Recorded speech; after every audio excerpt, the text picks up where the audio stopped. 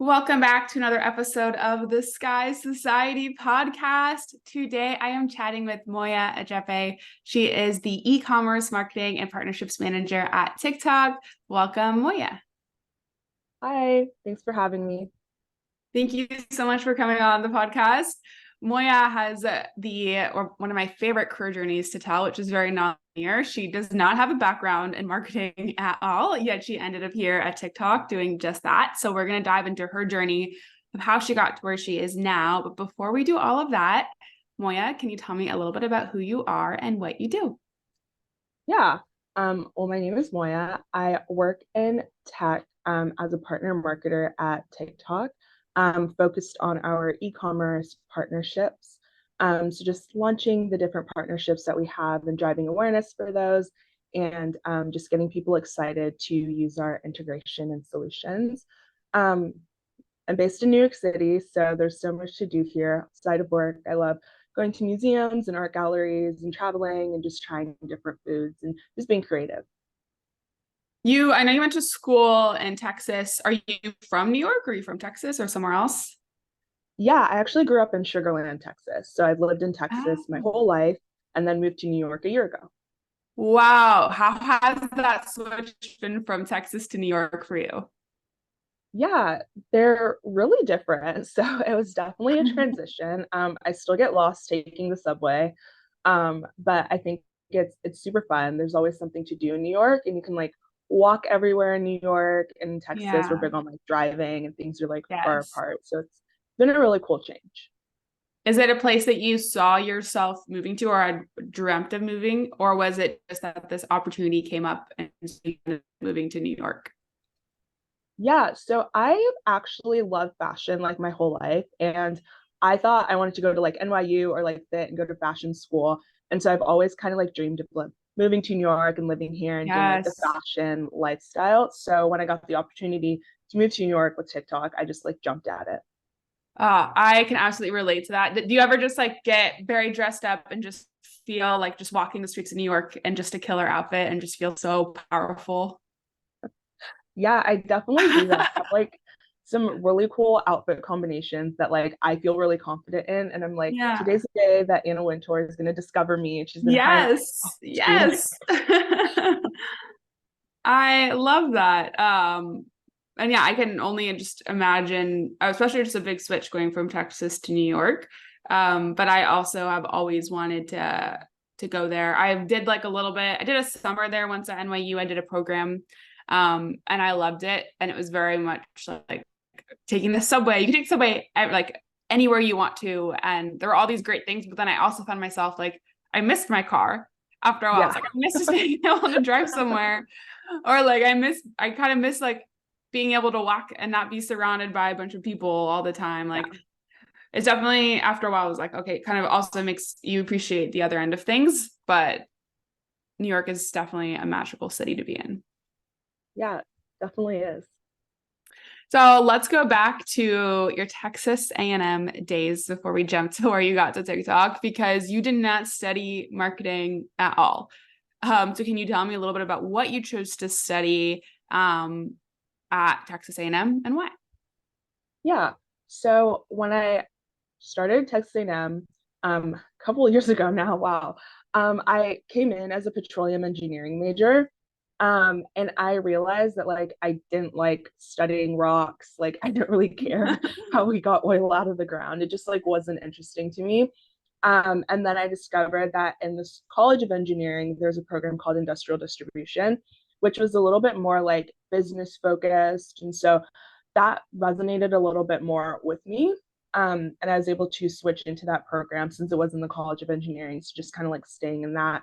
And I got to take some really cool classes. Like I got to take a technical writing class, like a lot of finance classes, accounting classes, like sales engineering classes, and like solutions type classes. And then of course like the mandatory like engineering classes were sprinkled in there.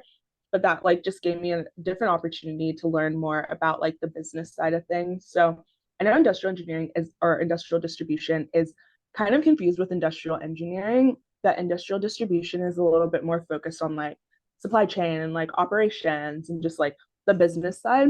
which definitely felt a little bit more like applicable to like different industries and didn't really feel like I was pigeonholing myself into like oil and gas or anything like that. And I mean, the program was a great fit for me. It was definitely different than like the fashion that I thought I was going to Yeah, study very different. in school. But I think it allowed me to join like different clubs. Like I was in like a service sorority, and I got to like be like the sisterhood chair. So like putting on more socials and like making flyers and doing things like that. And then I joined another organization in our Memorial Student Center organization, and I got to be the external chair, so like building relationships with different clubs and like marketing the programs and getting people excited to join. And that's kind of like where I got exposure to like what marketing is and like comms is and like PR is. And I felt that I really enjoyed doing that a lot more than I enjoyed like my classes.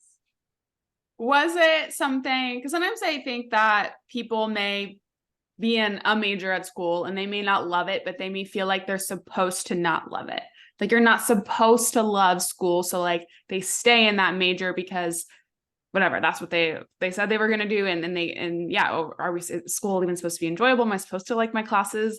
So Mm-hmm. can you speak to just kind of like, also I think having that courage to like switch your major and say, actually I don't like this and I don't have to do this, and kind of, and then you realize like, okay, actually marketing sounds really interesting to me, of just like being open to, or knowing how to listen to yourself or your body when it's telling you what's right and what's not right.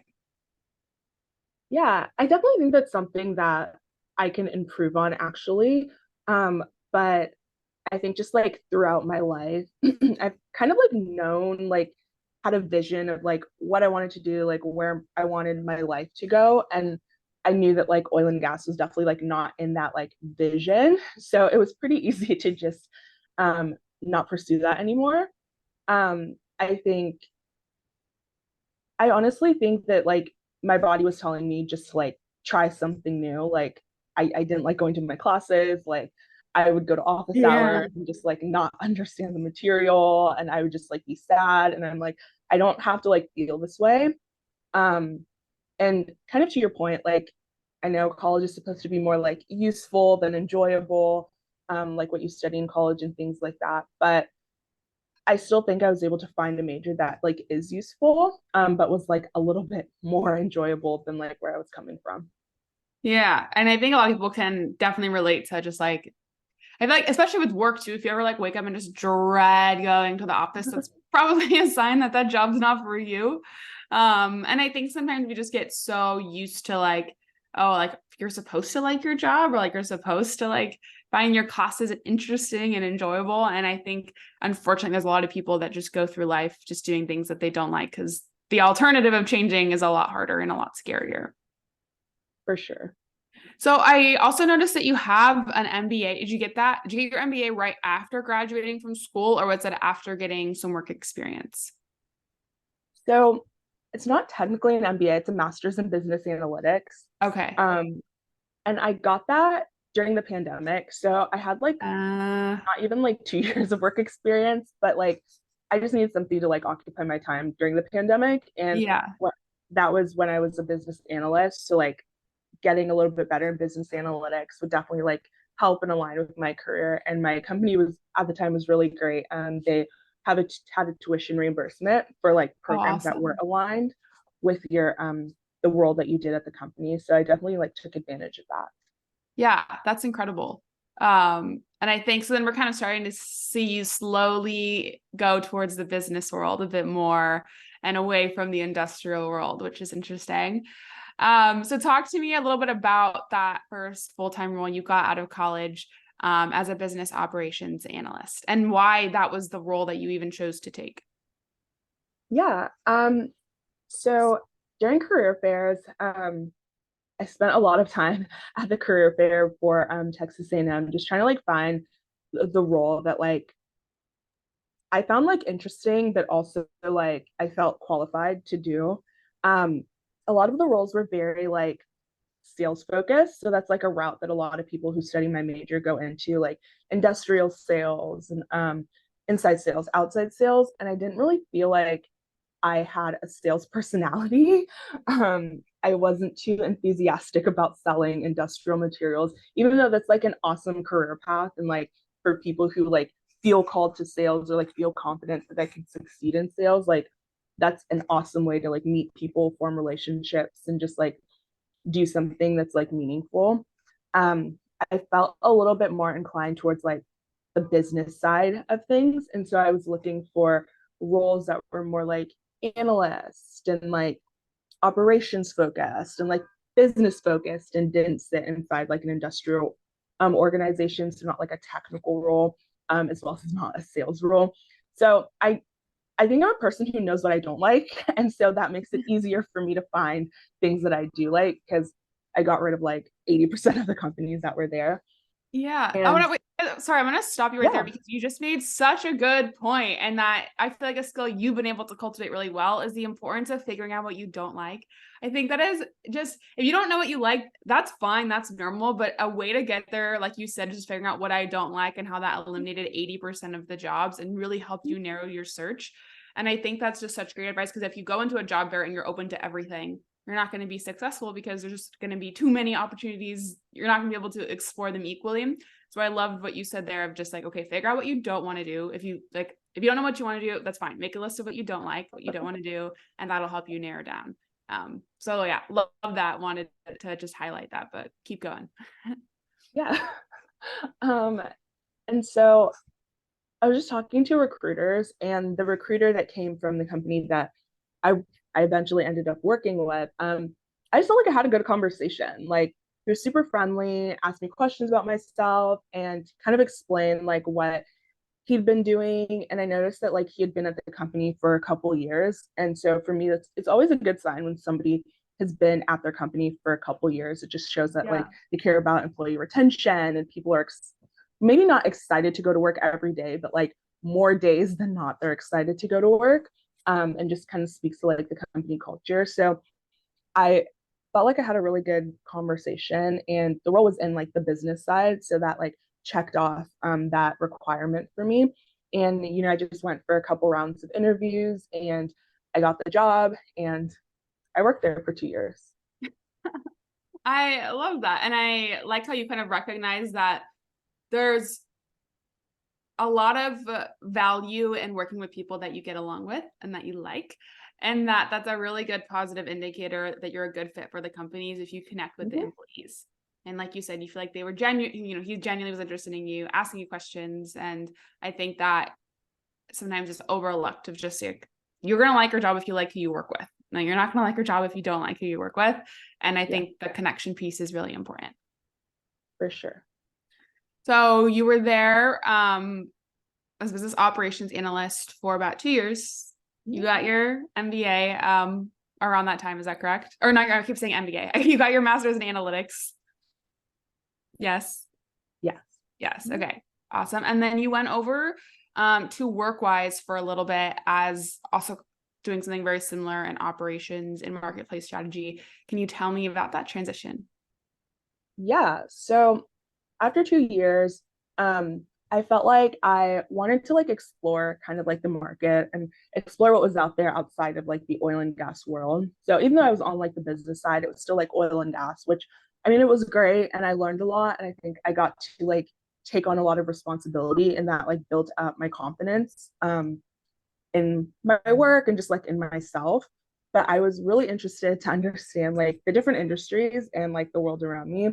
So I saw a job that was similar, like a similar like marketplace analyst role at WorkRise, and kind of did some research and saw it was a startup. And like startups are a great way to just like learn because everybody is like all hands on deck. Like you might be hired for one thing, but you end up doing something else and you like get to learn a bunch and like get to have your hands in a lot of things. So I went there and I really focused on like the strategy and operations for a marketplace. So kind of like the startup that they were building, trying to create like an Uber for like the industrial workforce, like a LinkedIn for the industrial workforce. And that was a really great opportunity because I got to work with literally everyone. Like there wasn't anything that I wasn't doing. Like I was building dashboards, I was working with the marketing team and just creating collateral and collaborating with them. And I got to understand like what paid social is. And got to like dip my toes in advertising and understand like SEO and SEM and like how that's used, why that's used. Like best practices. And then, like I mentioned, got to work with the marketing team, got to work with a product manager. We were building an app. So really got to understand like, how do I work with stakeholders? How do I gain stakeholder alignment? How do I like communicate what I'm trying to get stakeholders to build for me in a way that resonates with them? How do I prove to them that customers want this, that like the market wants this, which are all things that are kind of like fundamental to marketing, I think. So doing that, it was super fast paced, and I got to work with literally, I think there wasn't a team that I didn't work with actually. And that was really awesome because in my previous job, I'd become friends with the director, one of like, I don't know if she was like the director of marketing or like a marketing manager or something, but I became really close friends with her and like let her know I was interested in marketing. So I got to be exposed to like, how do you write like newsletters and blogs to like external stakeholders and the products that we were analyzing and building? Like, how do we communicate that? Like, how do we get people to see the value in that? And so taking that like groundwork, I brought that over to WorkRise and working at a startup. And I guess I got to like really not develop like expertise, but expose myself to like marketing principles and like behavioral psychology and like consumer behavior. And I got to work really closely with one of the UX designers. So I got to understand design and work with the UX researchers. So I got to understand like why people do things and like what makes them buy and like what are the driving factors.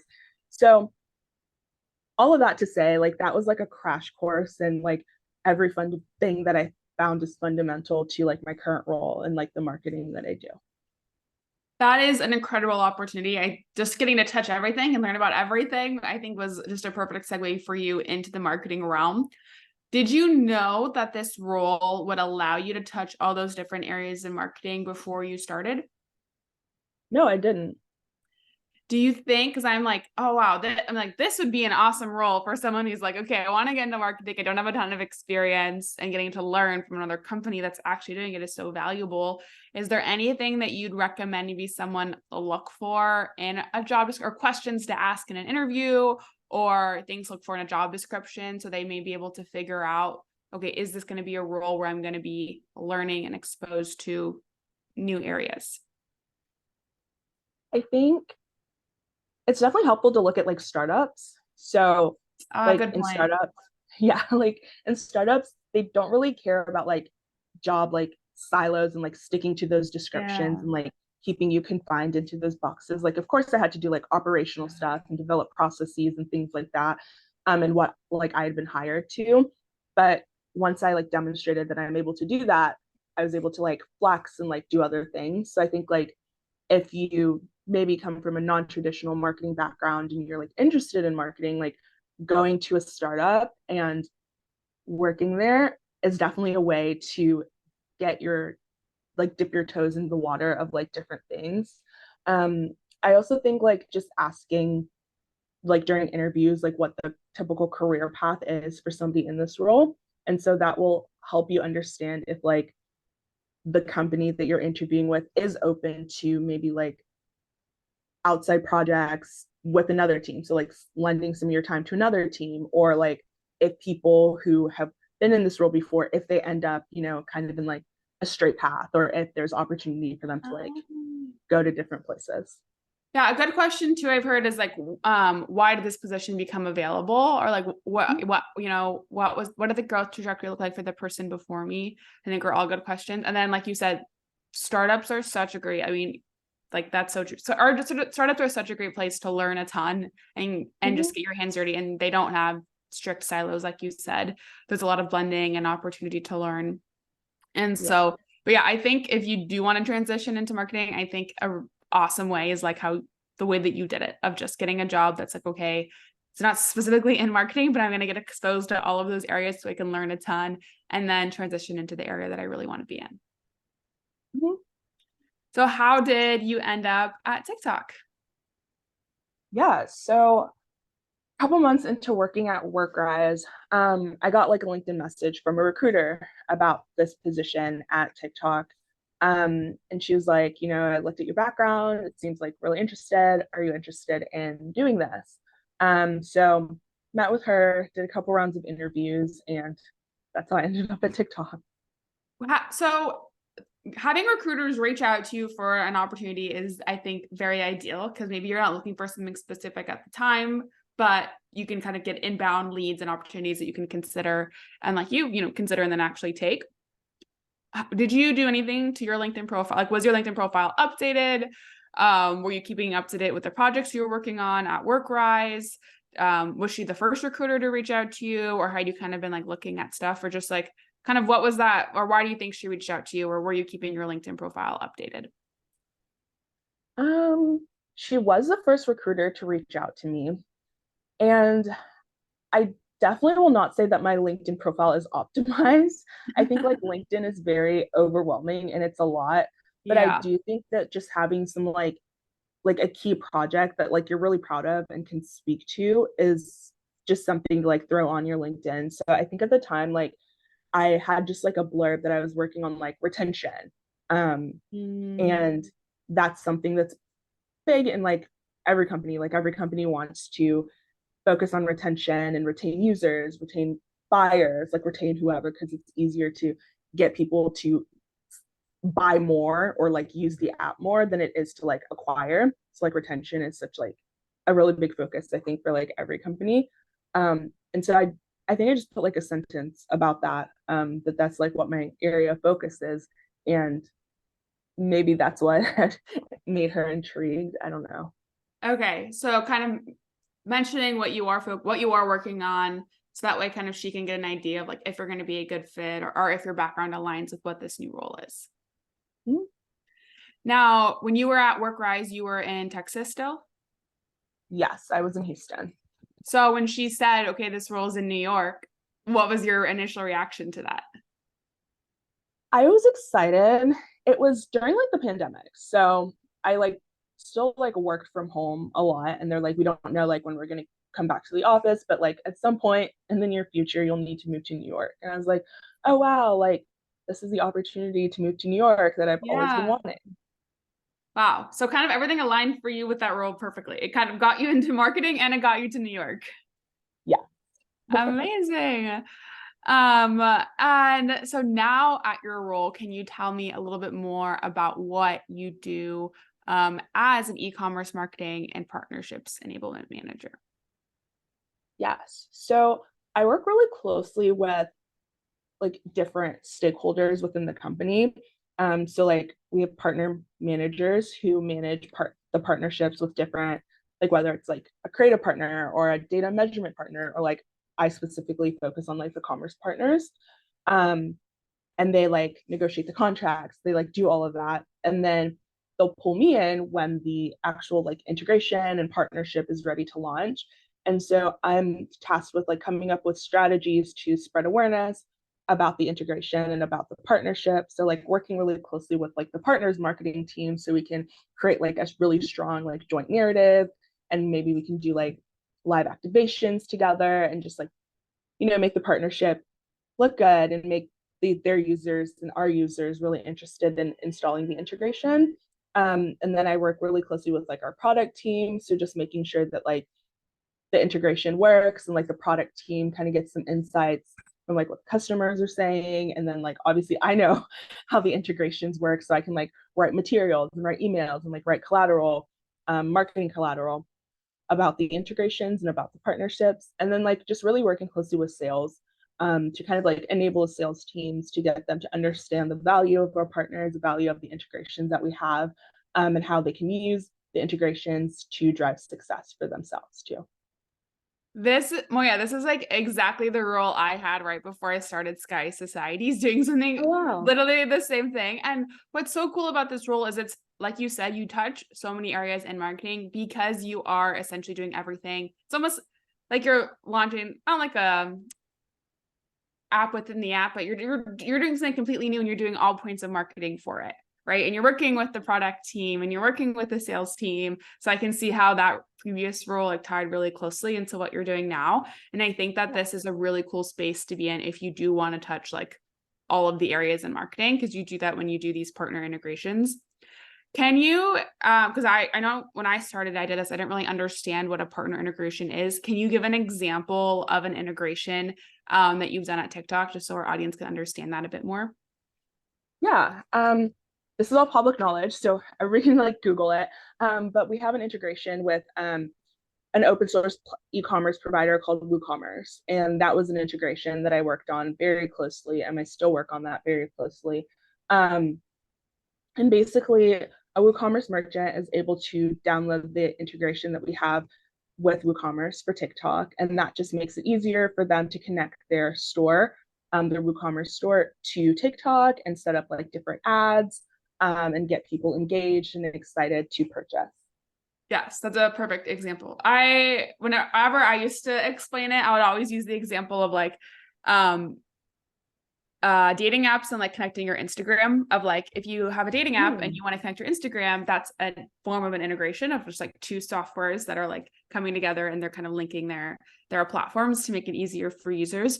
And so with you working on partner integrations, the WooCommerce one is also an awesome example of like two different softwares coming together and like connecting and making it easier for users to kind of interact and use both, which is super fun. And I think it's also a really fun area to be in if you like, because you get to work on their product site too. So I always loved like kind of participating in the ideation of what the features would look like and how they would work within the app.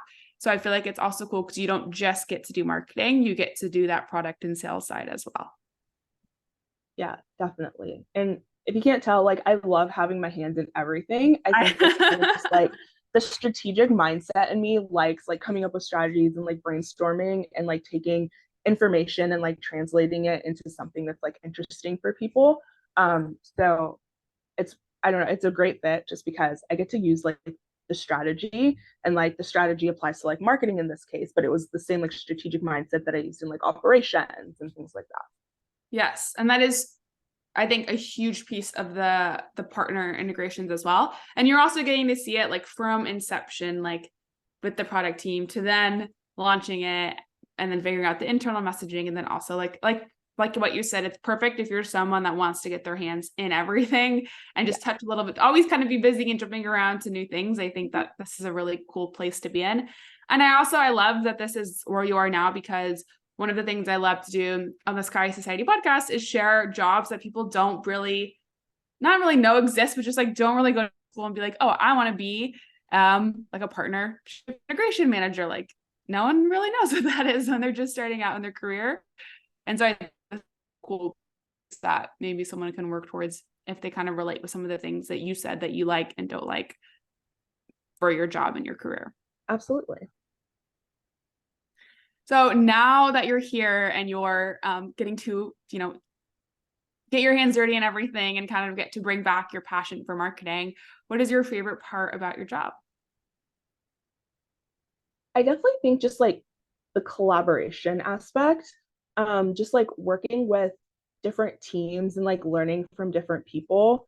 I mean, there's so much that I've learned, like people have recommended like, oh, this is a book that I read to like really make me like engaged or really get me to like understand, and I apply this in like my everyday.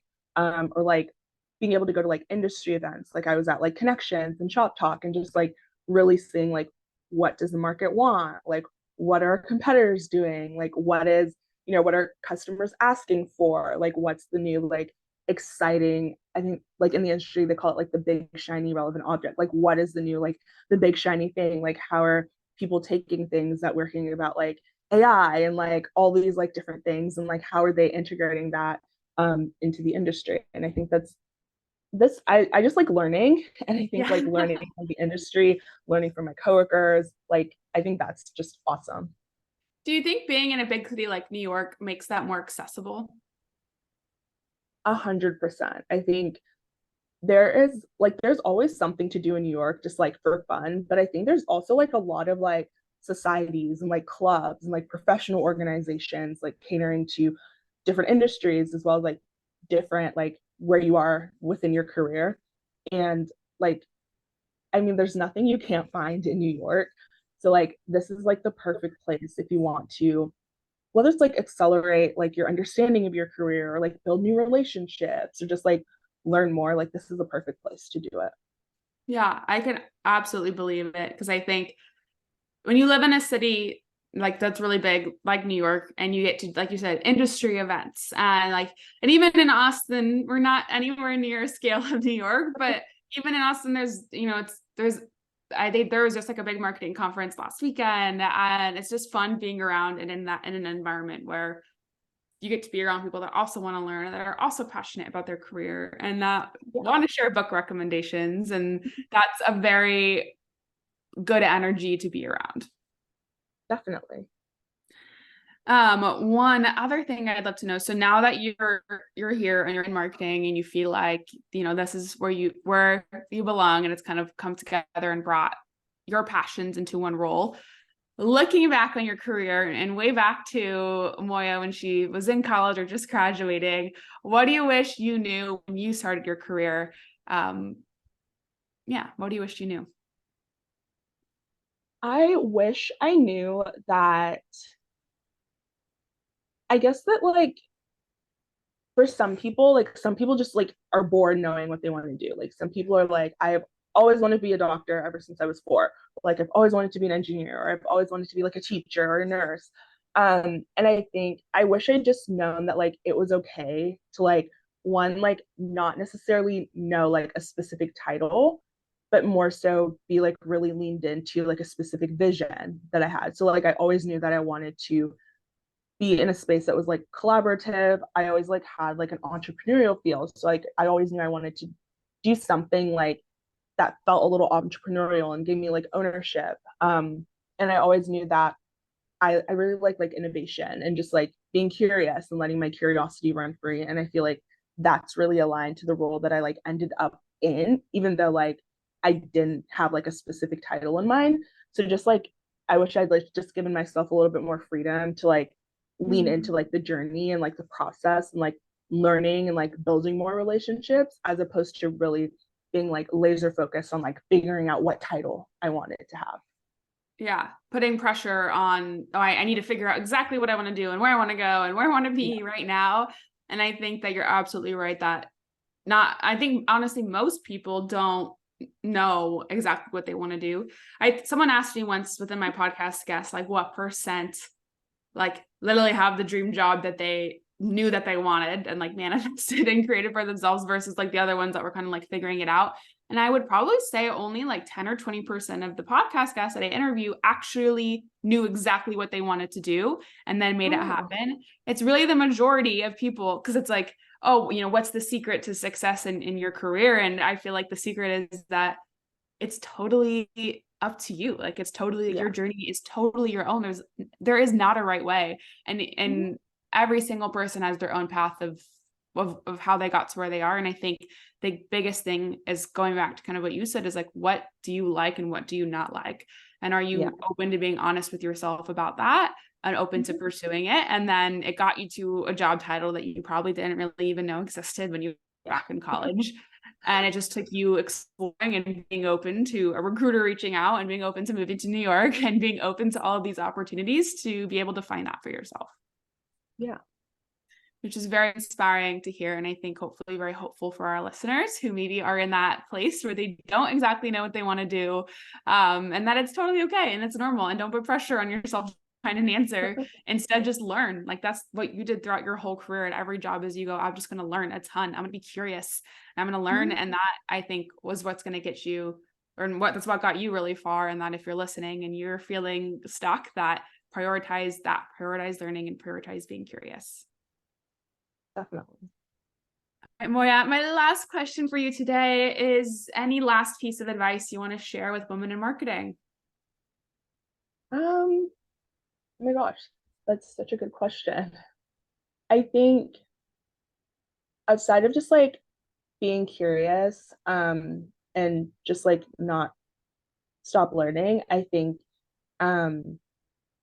just like creating opportunities for yourselves. Like I was at kind of like a women in networking event yesterday, and something that like really stuck out to me was like closed mouths don't get fed. Like if you want something, like go after it.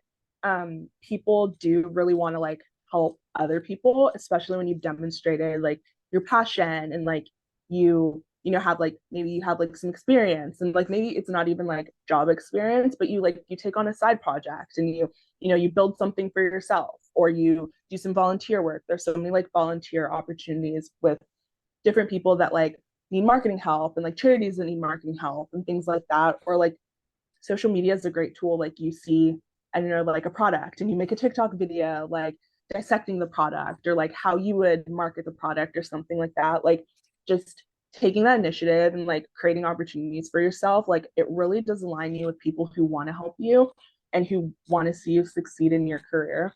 Um, so yeah, I'll like leave it with that. Like if you want something, like go after it and just be tenacious and good things will happen. I love that. And you absolutely can make your own opportunities. If you're struggling and you can't find a way to get marketing experience, like you said, go start creating your own TikToks, go volunteer, like go create those opportunities for yourself. I love that. Moya, well, this has been so much fun. Thank you so much for sharing your career journey with me on the Sky Society podcast. It has just been so inspiring listening to your journey. So thank you so much for coming on the show. Thank you for having me.